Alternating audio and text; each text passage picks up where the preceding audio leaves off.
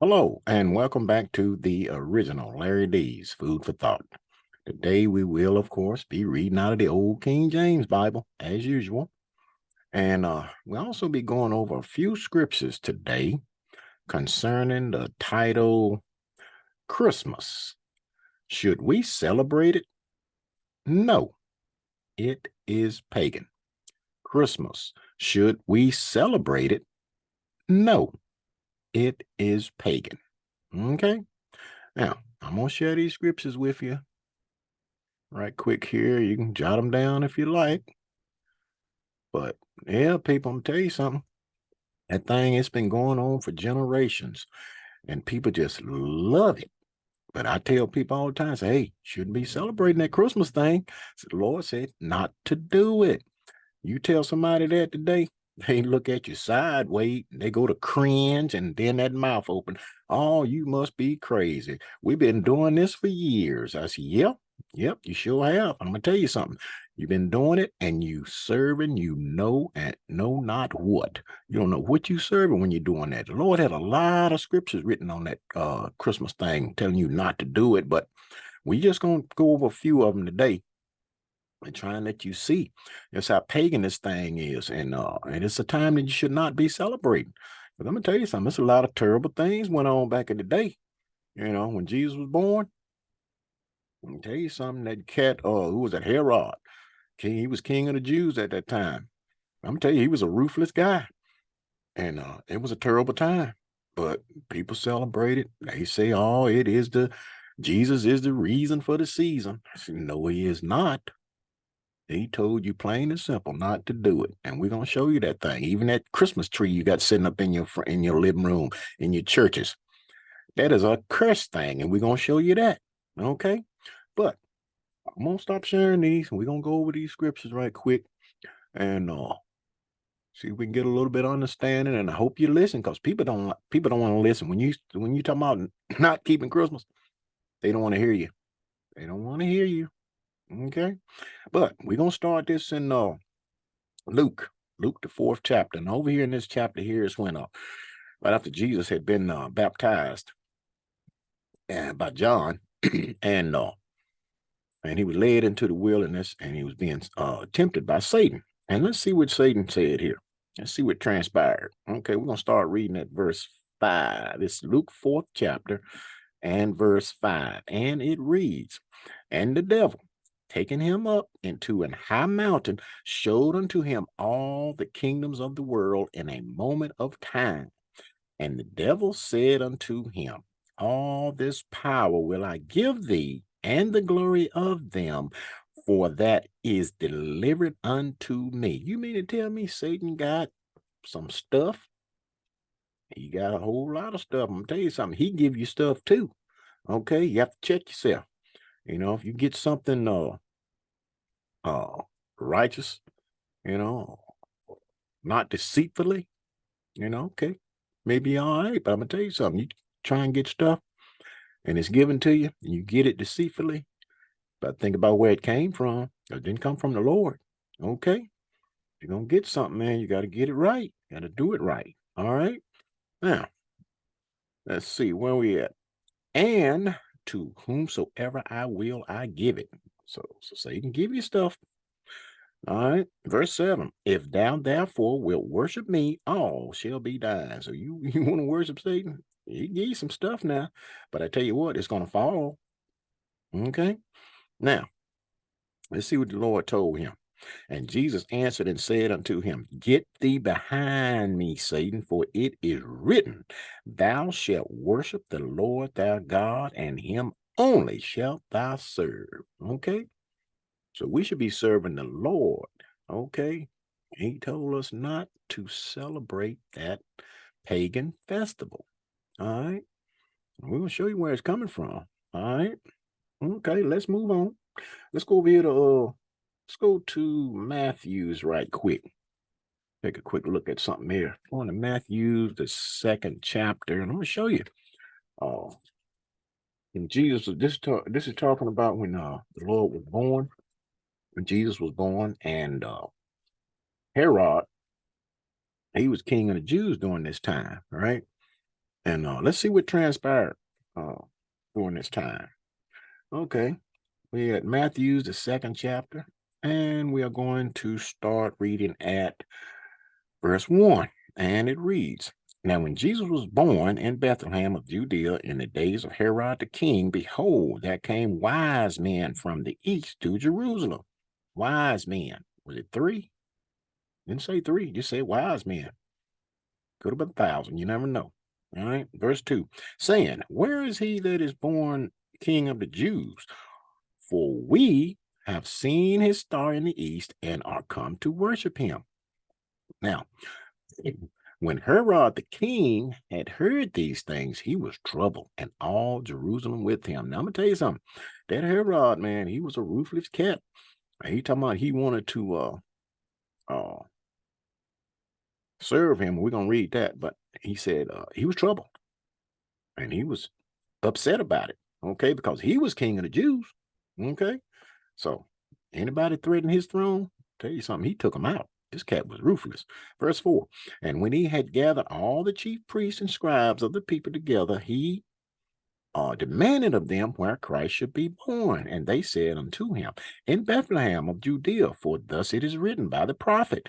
And thus it is written by the prophet. Okay, now that's verse 8. And he sent them to Bethlehem and said, Go and search diligently for the young child, and when ye have found him, bring me word again that I may come and worship him also. This cat was lying. Okay, he didn't want to worship the Lord, he wanted to kill him. We're going to show you that. Watch this. Okay. Verse 9, when they had heard the king, they departed, and lo, the star which they saw in the east went before them till it came and stood over where the young child was. Okay, now, verse 12, and being warned of God in a dream, those cats that were sent, the wise men were sent, they was warned of God in a dream that they should not return to Herod. They departed into their own country another way. Okay, now, verse 13. Excuse me.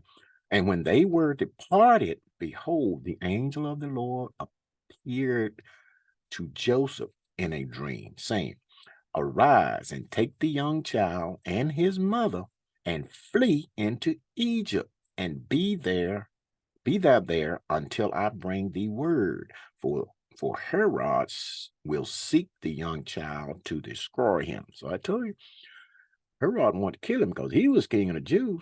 Anybody threatened his throne, he took him out. Okay.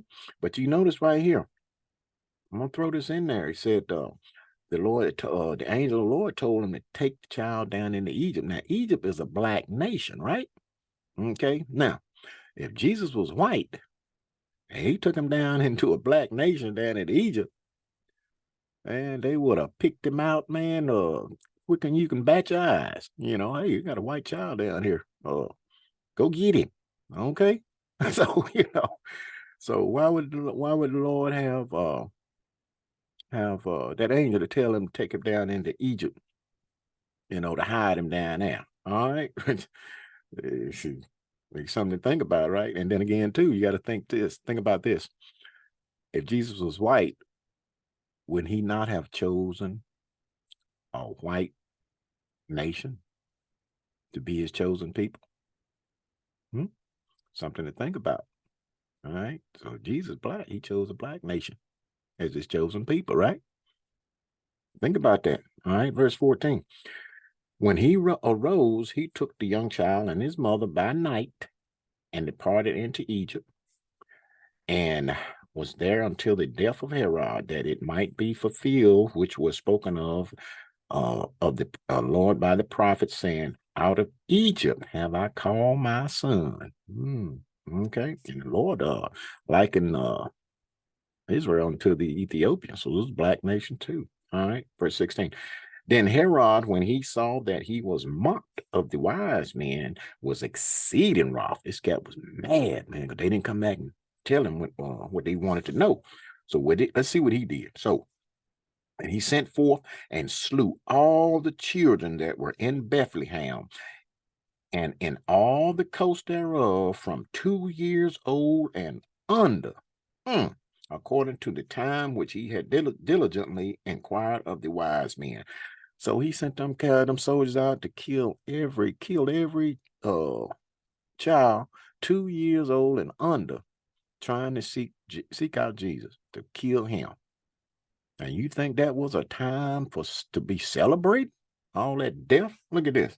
17. Then was fulfilled that which was spoken by Jeremiah the prophet, saying, in Ramah was there a voice heard, lamentation and weeping and great mourning.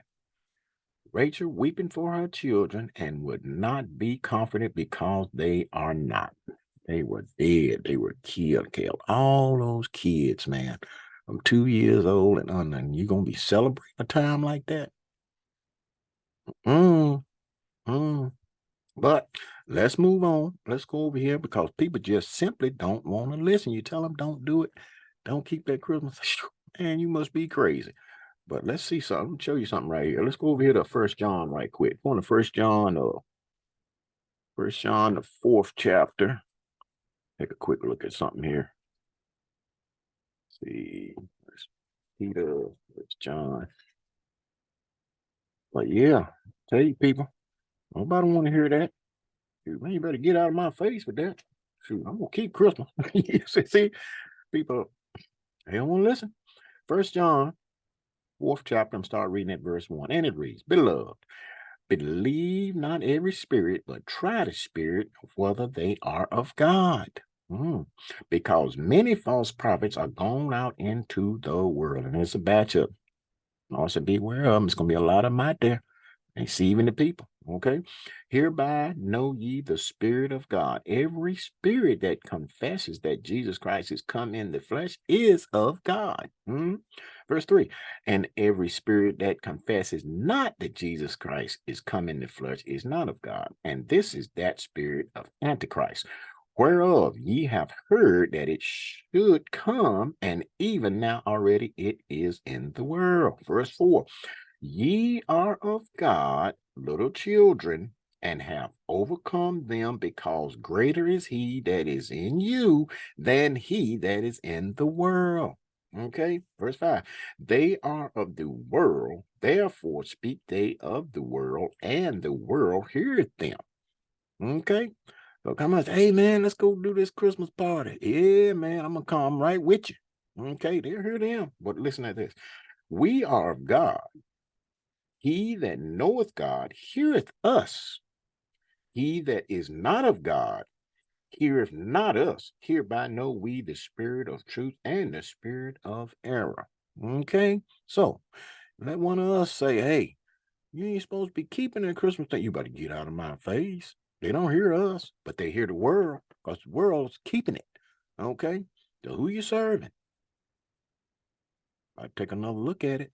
Okay, but let's move on. Let's go over here right quick to let's go to Jeremiah. I'll show you something, man. The Lord talks about this Christmas tree, but you can read this to people, man, and they just say, well, I don't see no Christmas tree there. What? I don't. How plain and simple is it? Yeah, that naive. Pay attention. All right. Man, Jeremiah, the 10th chapter. Start reading at verse 1. Okay. And it reads, Hear ye the word which the Lord speaketh unto you, O house of Israel. Okay, the Lord speaking to Israel right here, but the whole world need to adhere to this. Okay, thus saith the Lord, learn not the way of the heathen. What are the heathen? That's other nations. Okay, other nations other than Israel. All right, and be not dismayed at the signs of heaven, for the heathen are dismayed at them. They worship the sun, the moon, the stars, all that stuff, man. Of course, they don't do that. For the customs of the people are vain. All right. Now listen to this. For one cutteth a tree out of the forest, the work of the hands of the workman with the axe. Okay. You go into the forest, you cut down a tree, namely that cedar, the one that stays green year round, with an axe. They deck it with silver and gold. What tree do you deck with silver and gold? They fasten it with nails and with hammers that it moves not. You take a couple 2x4s, saw them up, crisscross them, put them on the bottom of that tree and nail them up in there so it don't fall over, okay? They are upright as the palm tree. They stand straight up like a palm tree, but speak not. They must need be born. They can't move. You have to move it yourself because they cannot go.